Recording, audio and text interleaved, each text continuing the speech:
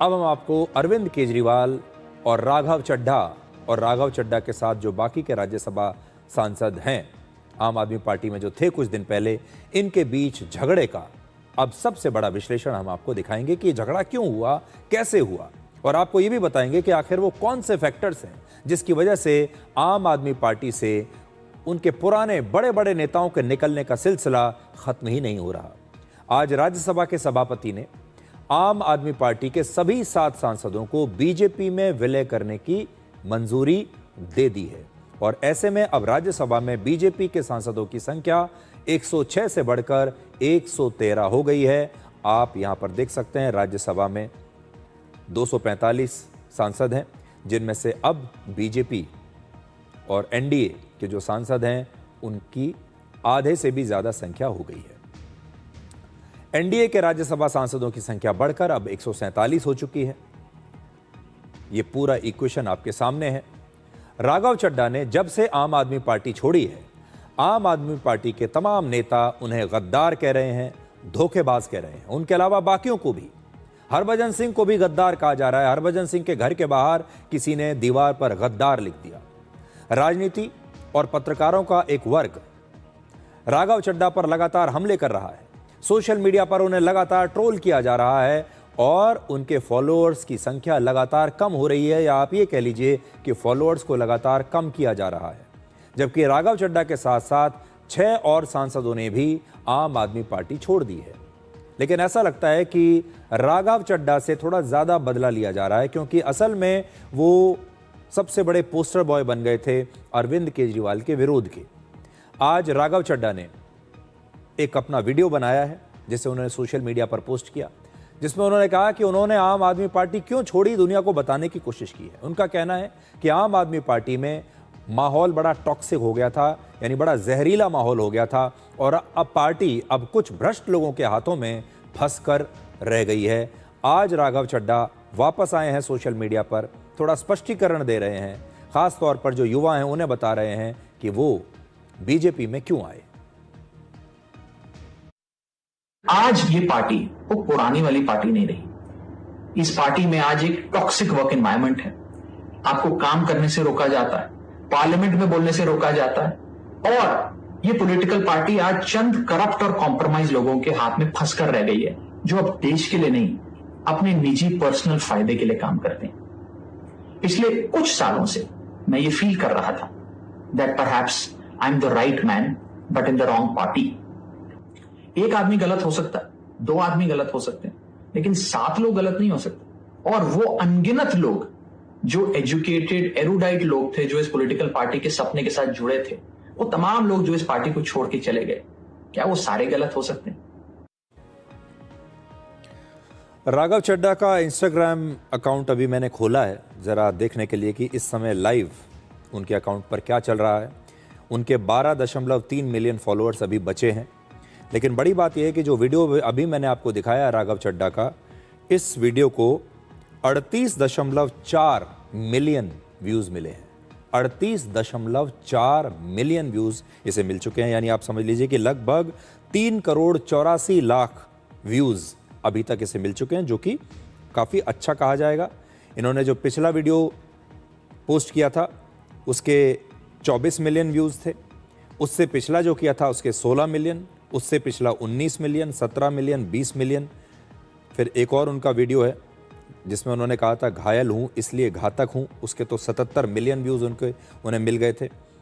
एक और उनका पुराना वीडियो है जब उन्होंने कहा था कि मेरी आवाज़ को दबाया जा रहा है संसद में, उसको 128 मिलियन व्यूज़ मिले हैं। लेकिन अभी ये जो नया वीडियो है इसे अभी तक 38.4 मिलियन व्यूज़ मिले हैं। तो व्यूज़ तो उन्हें अच्छे खासे मिल रहे हैं, लेकिन मैं ये नहीं कह सकता कि जो लोग उन्हें देख रहे हैं वो उनकी बात से सहमत हैं या सहमत नहीं हैं, क्योंकि आम आदमी पार्टी का जो सोशल मीडिया सेल है वो भी बहुत बड़ा है, IT सेल, और वो लगातार राघव चड्ढा को अब ट्रोल कर रहा है। अब देखिए, जिन 7 सांसदों ने आम आदमी पार्टी छोड़ी, ये सभी सांसद पढ़े लिखे लोग हैं, अपने करियर में अलग अलग जगहों पर काफी कामयाब रहे हैं, और इन लोगों ने आम आदमी पार्टी को खड़ा करने में, इसे मजबूत बनाने में बहुत महत्वपूर्ण भूमिका निभाई है।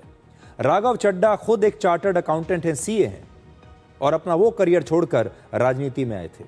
संदीप पाठक आईआईटी दिल्ली के पूर्व प्रोफेसर हैं। सोचिए कितने पढ़े लिखे आदमी हैं। ये भी अपनी नौकरी छोड़कर आम आदमी पार्टी में आए। हरभजन सिंह आप सब जानते हैं, बहुत प्रसिद्ध क्रिकेटर हैं, उनका बड़ा मान सम्मान है देश में। Ashok Kumar Mittal lovely professional university के मालिक हैं।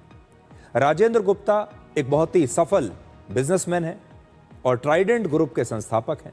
विक्रमजीत सिंह साहनी एक बहुत बड़े व्यवसायी हैं, सोशल वर्कर भी हैं, उन्हें पद्मश्री से सम्मानित पहले किया जा चुका है। तो ये जितने भी लोग हैं छोटे मोटे लोग नहीं हैं।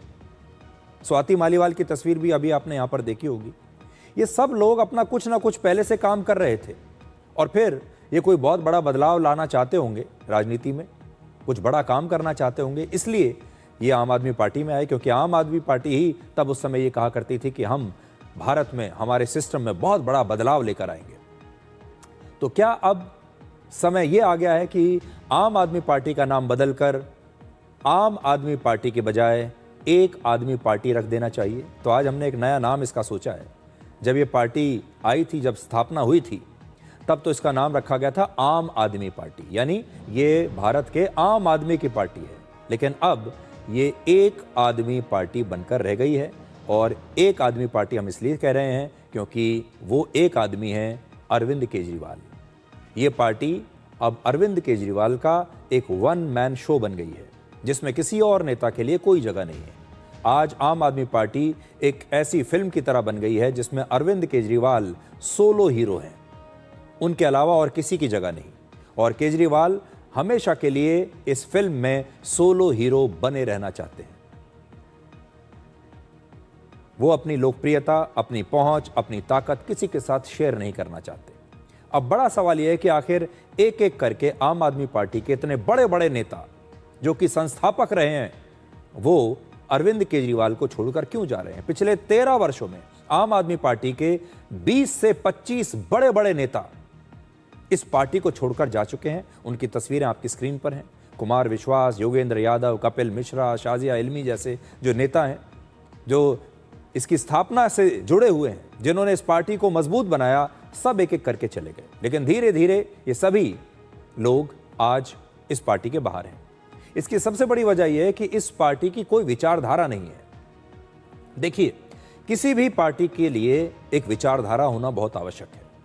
अगर आप देखेंगे बीजेपी एक विचारधारा के लिए जानी जाती है, विचारधारा वाली पार्टी है, चाहे किसी को पसंद आए या ना पसंद आए, लेकिन विचारधारा है।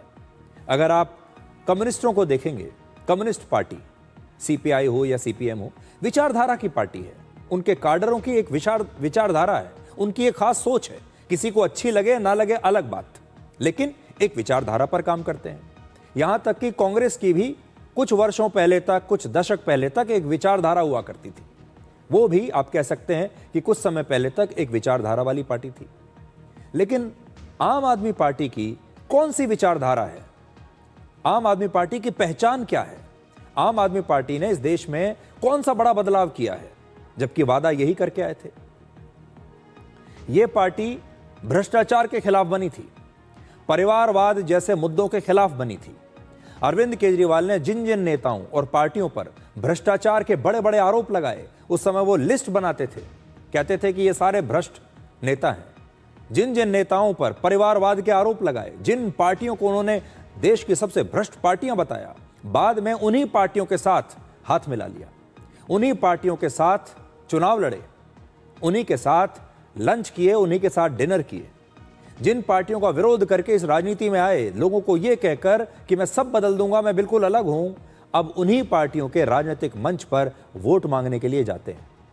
जिन नेताओं को उन्होंने भ्रष्ट बताया, आजकल उनसे गले मिलते हैं और उनके लिए चुनाव प्रचार करते हैं।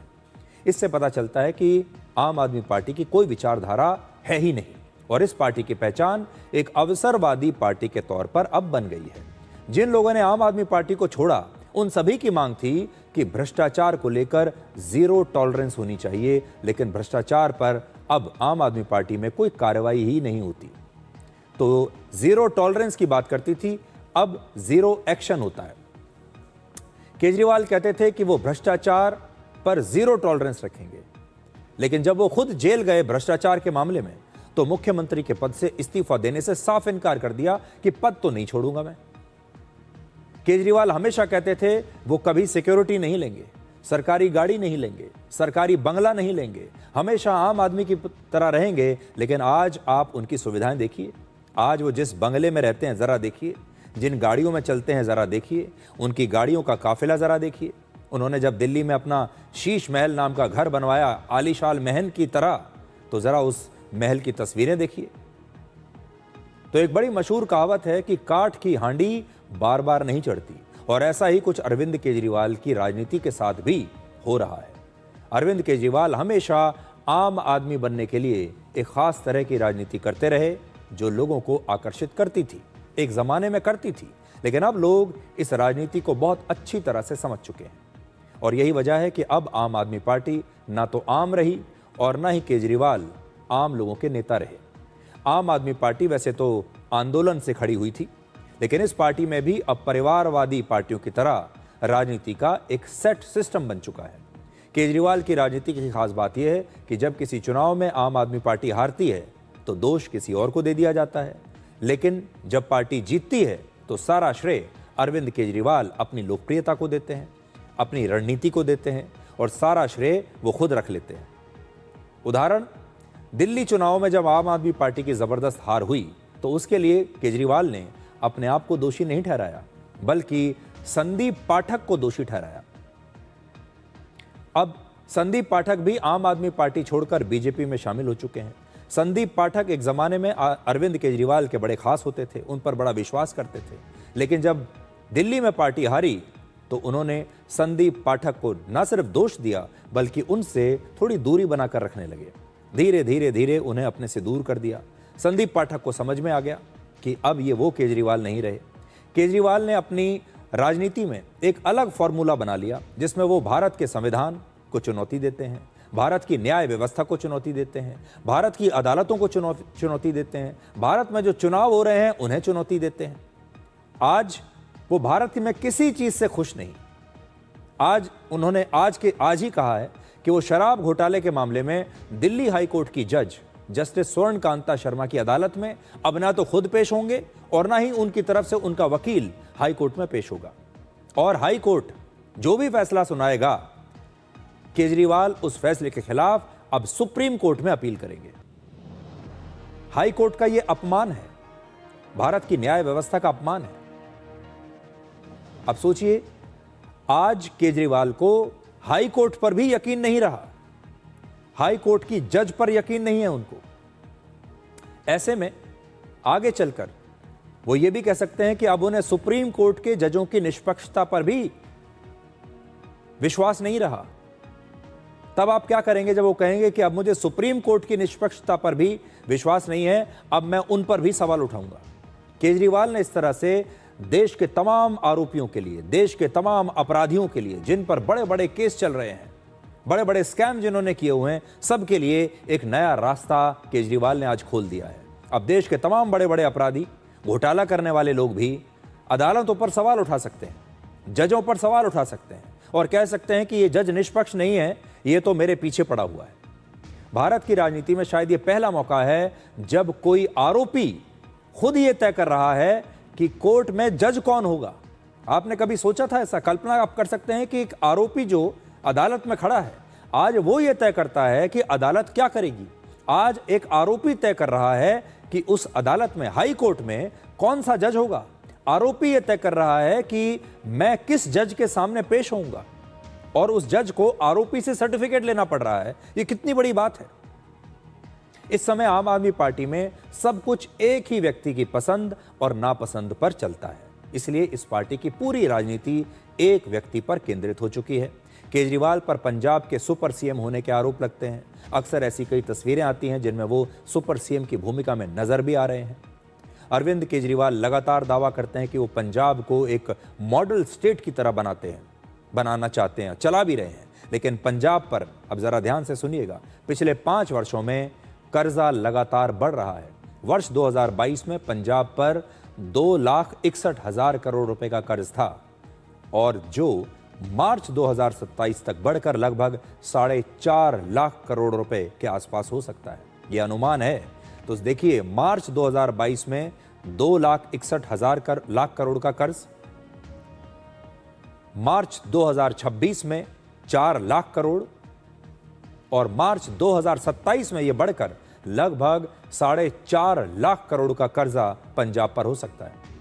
यानी आम आदमी पार्टी के सिर्फ 5 वर्षों के शासन में पंजाब का कर्ज लगभग 60% बढ़ गया है।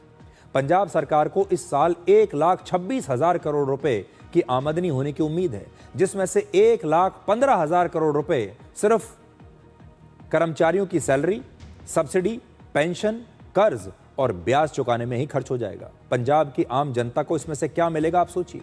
यानी पंजाब सरकार के पास एक साल में सिर्फ 11,000 करोड़ रुपए बचेंगे, जिससे उसे पूरे पंजाब के लोगों की सेवा करनी है। अब सोचिए कि सिर्फ 11,000 करोड़ रुपए में पंजाब सरकार कितनी सड़कें बना लेगी, कितने अस्पताल बना देगी, कितने स्कूल बना लेगी और आम जनता के लिए कितनी योजनाओं पर कितना ही पैसा खर्च कर लेगी। आप जरा खुद सोचिए। और पार्टी का नाम है आम आदमी पार्टी।